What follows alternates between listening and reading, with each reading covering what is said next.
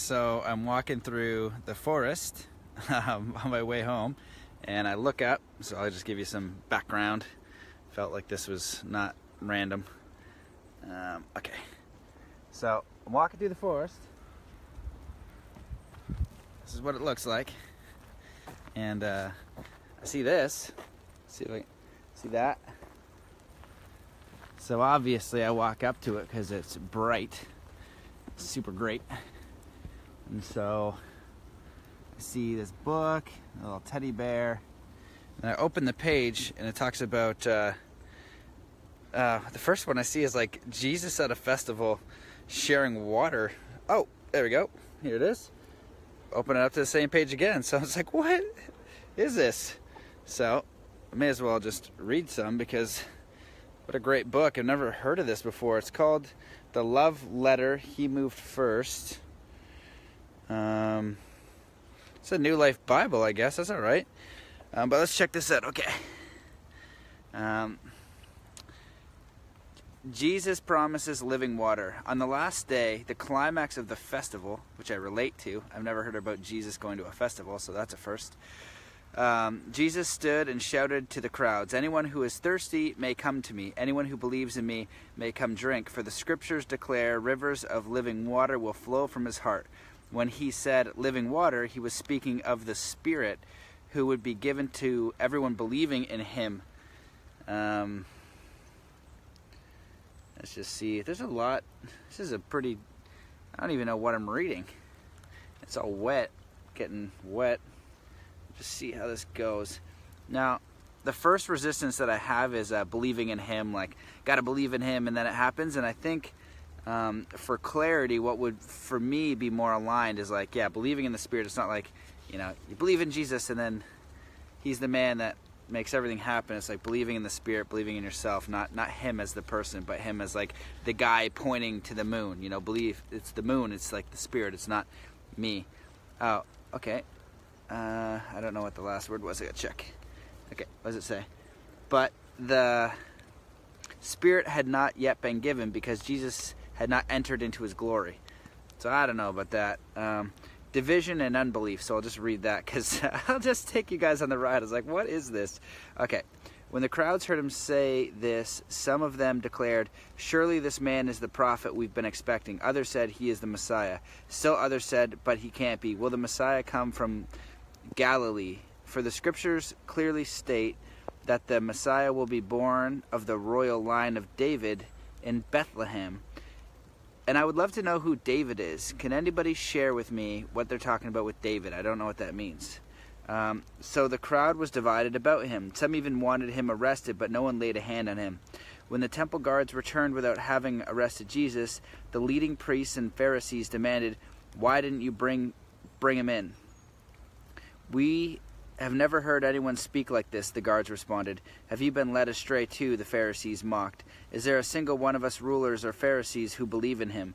This foolish crowd follows him, but they are ignorant of the law. God's curse is on them." Then Nicodemus, the leader who had met with Jesus earlier, spoke. "It is illegal to convict a man before he is given a hearing," he asked. They replied, "Are you from Galilee too? Search the scriptures, and for yourself, no prophet ever come from Galilee." The most ancient Greek manuscripts do not include John 7.53 to 8:11. Then the meeting broke and everybody went home. So I don't know what the heck the Hebrew King David. Can you go on with more? Maybe put on a link with that? Okay. So this is very fascinating. I've never heard of this book. Walking through the forest, and this is this is what I see. So I was like, okay, let's see. Now I like it. I like spiritual texts. I like deep stuff. You know, this is the Gospel of John. I don't know what I'm reading, but I don't like it when they use the words like you gotta, you know, believe in him, and then that's the thing. I think the clarity, I think it's written okay, and they're talking about Spirit, and that's all fine. But I think the way that it's written, it kind of can cause people to say, "Oh, it's the man. You got to believe in the man," and that's, I don't think, what the message is. It's not the man. He's talking about the Spirit, and that's my perspective, anyways. Because then people get all messed up and they believe in the man, and then the man's got to save you, and it's not the man. The man is saying, "Hey, yo, look at the forest. There you go. You know? It's like, I'm pointing to the forest. He's the man pointing to the forest. There you go. And he's pointing to the rain, he's pointing to the sun, and he's pointing to life, and he's pointing to your neighbors, and he's sharing guidelines like, hey, maybe don't kill your neighbor. It's probably not great. You know, don't do that. But he's not saying, I'm the man, look at me, because I'm special and you got to follow me. So that's where I think the distortion happens when reading stuff like this. And this book is fascinating, and I want to take it, but I'm not going to because it's in this little magical tree here. Yeah, totally. I believe in the forest too. Also, about the forest, Jesus and the Essenes, there's a, it's called the Essene Gospel of Jesus the Christ. No, I'm mixing titles. It's Jesus and the Essenes. And it talks about 4 ways to know God. And one of them is through a master teacher. One of them is through study. You can study your ass off about spirituality, and then once you kind of, go through all the stuff, you're going to probably have a good understanding of what God is, which is all life, spirit, oneness, the energy that beats your heart, the energy that grows the trees, the energy that this little squirrel over there I tried to meet. I was so close to having another squirrel pick on my shoulder, but I couldn't get the whole way, I think because I didn't have food. The last squirrel I didn't have food anyway. Okay, so that's 2. The third way is to go in, so meditate, keep looking in. Have you come upon, I've heard of the Sophia Code. Too bad you didn't find that in the tree. I did find it in the tree. I did. That's where I literally found it. This crazy little bear. I found this book in the tree. And then the last way is through nature. So if you want to know God, spirit, source, whatever, you just go into nature all the time. And I got a buddy, Callum, who does that all the time. And, last time we talked a few years ago, he had gained a high degree of wisdom. We had a very deep discussion about life and all that kind of thing. So, yeah, so those are the 4 ways. So, all right, the unbelieving people warned. I don't know about that. I'm going to skip that. Don't worry about unbelieving. Now, let's see what we got here. Chapter 10, the good shepherd and his sheep. Sheep doesn't sound good. I think that these are good, and the meaning is there, and how you read it. It's just like it can be read offensive, so it requires like some translation.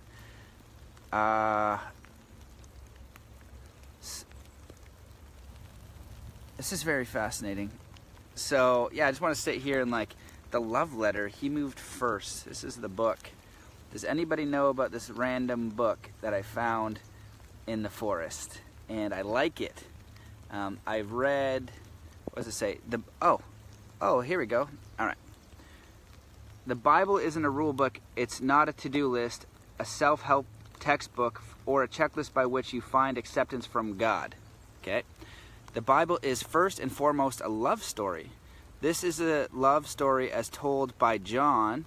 And I wonder if John the Baptist, my personal Jesus, who is John Breitbart, somebody tag him because he's hilarious. This is like the most loving son of a gun I've ever met. I don't know if he's John the Baptist, but we call him that anyways. But he, maybe he wrote this in a previous life. This is the love story as told by John, who was one of Jesus' disciples. So if John today were to write a book, it would be awesome. And I'm sure he will. In this book, you will find that this isn't a story about you and all the things you are required to do for God. It's about Him and the amazing thing that He did for you. Okay, so maybe the thing that He did for you. So that's the last thing I'll say is like for me a bit distorted. What He did for you. Now, yeah, He probably hooked it up like Jesus, Buddha, Mother Teresa. So you can, I think it's like lead by example, like what Bruce Lee did for us. What somebody who leaves a staple did for us. But the way that that's written, the first thing that I feel like, because of my religious upbringing, is like what he did for you in a silly sense. And I think it's like, yo, man, like this guy hooked up and he created a signature. He created an example of what's possible with you being here. And if you, what you did for you, I'm getting so much rain on here. What you did for you, no? Yeah, maybe. I don't know. I'm not sure. And I think that's the idea. It's just like the example of what's possible. When, yeah, maybe. Sacred Power Interface book for Jedis. Ooh, like it. Right, yeah, I love the love letter analogy. I think it's an example. Like, if you look at an autobiography of Bruce Lee, the autobiography of a yogi, you know, the Bible, the autobiography of Jesus, it's the example that that they're setting for us. And it's like, okay, you know, I could write an autobiography and be like, hey, you know, when I go to the gym and I skateboard and I'm happy, life is a little bit better. And these are things that I've done to connect with myself and nature and all that kind of stuff. But it's not, you know, you don't distort that. We can get all crazy with it. It's just like an example that people are leaving. So anyway, I think that I'm just sharing nothing. So maybe I'll just sit here. But I don't know what will happen if I read on. So it could be great and it could be crap. So I'll just... Okay, I keep getting to the living water. Let's just read a little bit more. Oh, Jesus and his brothers. All right. So... this is interesting. On notebooks. All right, Jesus and his brothers. All right, well, I'll just read it because I'm going to read it anyway, so I may as well share it because it's super random. I'm just sitting in the forest reading this book that I have found. So it could be good, it could be crap, it's random, but we're going to read it together. All right, Jesus and his brothers. After this, Jesus traveled around Galilee. He wanted to stay out of Judea, where the Jewish leaders were plotting his death. But soon it was time for this Jewish festival of shelters. And Jesus' brothers said to him, leave here and go to Judea, where followers can see your miracles. You can't become famous if you hide like this. If you can do such wonderful things, show yourself to the world, for even his brothers didn't believe him. Jesus replied, now is not the right time for me to go, but you can go any time. The world can't hate you, but it does hate me because I accuse it. Oh. What? Wow, that scared the shit out of me. Okay. Well, okay, Jesus replied, now is the right time for me to go. The world can't hate you, but it does hate me because I accuse it of doing evil. Interesting. Yeah. So I'd have to read this whole thing to realize, you know, where... This doesn't sound like a love letter. Okay. Hey, Roy, what's up, dude? We gotta catch up. I haven't seen you for so long. Okay, is Jesus the Messiah? All right. Some of the people who lived in Jerusalem started to ask each other, isn't this the man they are trying to kill? But here he is speaking in public, and they say nothing to him.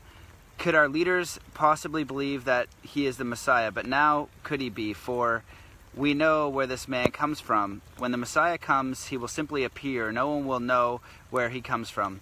While Jesus was teaching in the temple, he called out, yes, you know me, and you know where I come from. But I'm not here on my own.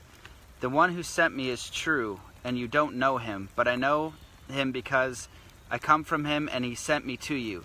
Then the leaders tried to arrest him, but no one laid a hand on him because his time had not yet come. Many among the crowds at the temple believed in him. After all, they said, would you expect the Messiah to do more miraculous things, or to do more miraculous signs than this man has done? When the Pharisees heard that the crowds were whispering such things, and the leading priests and temple guards to arrest, they and the leading priests sent temple guards to arrest Jesus. But Jesus told them, I will be with you only a little longer. Then I will return to the one who sent me. You will search for me, but not find me, and you cannot go where I am going. The Jewish leaders were puzzled by this statement. Where is he planning to go, they asked. Is he thinking of leaving the country and going to the Jews in other lands? Maybe he will even teach the Greeks. What does he mean when he says, you will search for me, but not find me? You cannot go where I am going. Then there's a little thing here. It says, anyone who is thirsty may come to me. Anyone who believes in me may come and drink. John something something. Well, 7:37:38. So, interesting. Reading that, I think it's like the story of the man, like the autobiography of Jesus, or what am I talking about? The autobiography of a yogi, which is the best. It's a fucking amazing book. And it just talks about Yogananda's life. So I see there's value in that, and I think that where you are in your own progression, you're going to read this in the same way. But now I'm very curious about this book that I have found in the forest as I sit here and I read it. And I'm not going to read the whole thing, but I'll probably check it out because seems interesting. So that's it. I'm going to stop talking to you. And I just did the Facebook Live because I'm walking through the forest and this tree with that book of roses held this book. And, you know, there are no accidents. So wanted to share a little bit. So what could I rant about? I'll just say that from my experience, Jesus, who I have studied through several books, and I've also studied Buddhism and Buddha. I've studied other ascended masters, different religions, different spiritual beliefs, different spiritual practices, occult, all those kinds of things. And I think that our culture, and I had lots of podcasts too with what I'm trying to find spiritual leaders, and what I've come to anyway in my own life and through study and through lots of meditation and things like that. It's really simple. Heaven and hell, I don't think that you go to hell. I think that's like a distortion. It's not real. The stuff in the Bible and the things where it's like if you don't do this or you do that, you know, it's a good or bad thing. I don't believe in that. For me, it's like kindness and compassion and living a good life in the sense of you are free. The thing is, like, you know, Jesus and all the ascended masters to say God is within. You know, it's in you. You are the thing. You are nature. So I'm the same thing as the tree and the sun and the moon and the stars and all my brothers and sisters on the planet. I'm no better. I'm no worse. I have that capacity, that life force. And we're all connected to God, source, spirit. We all breathe and we live. That's amazing. And that's God, that's spirit. That's the thing that they're talking about. It's like we all have that. And so when you have that, then, you know, it's like, okay, cool. You have that. You can hear birds, all that kind of things. What do you do with it? How do you have your life experience? And I think it's, you know, it's around, you know, living a good life, being kind to your brothers and sisters, contributing, you know, don't, you know, the 10 Commandments, don't go murder the guy down the road. Fair enough. It seems like a good enough guideline to me. And so, so that's where I'm at with all of it. It's literally like your connection with spirit. You have that connection. We all have that connection. You can ask the trees, God, the universe, spirit, all that kind of stuff for help. And that's the idea. That's what they're saying. It's like, yo, we're all connected to this spiritual force. You're fine. You know, you're totally fine. And try not to get misled by fear and things like that. And I think that that's what you know, religion has done in the past. Not all, but some, you know, a great deal, where they're just like, you know, you go into a church in like the early 1800s, 1900s, and it's like, you know, fear God or else you will burn in hell for all of eternity. And that's terrifying.